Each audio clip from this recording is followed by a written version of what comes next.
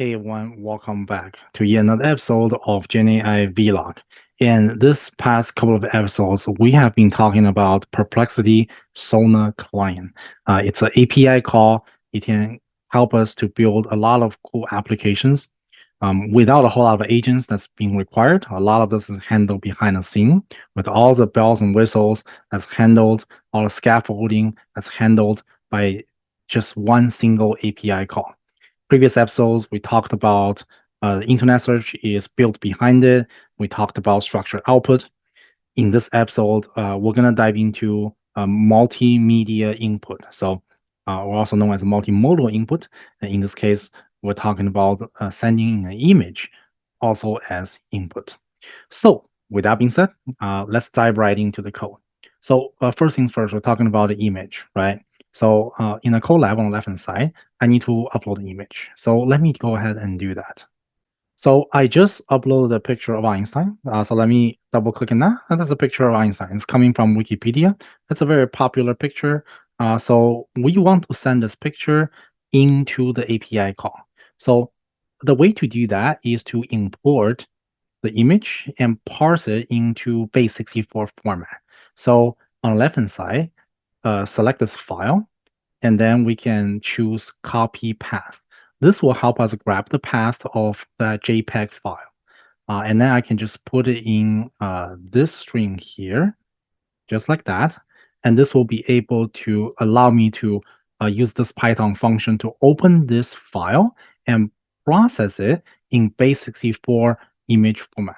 So if this file exists, then line 7 in this chunk of code will create this object base64 underscore image. And that object is going to be what I then enter into the API call. So with that being said, let's run that. And then let's check out the image data URI just to make sure that we have something being loaded. So as you can see here, this URI is essentially an index telling the computer that, hey, we got the image data here. It's already being converted to base64. And then in the beginning, we tell the computer that the data is actually image, right? PNG, it's a base64 format. Got it, right? So we have the data. That's our data. Now we can then make that final API call to see what we got. So we need this chunk of code. It's a generic post API call with API key being inserted in a header. And then there's a little bit of a message. Can you describe this image, right? That's it. That's all it is.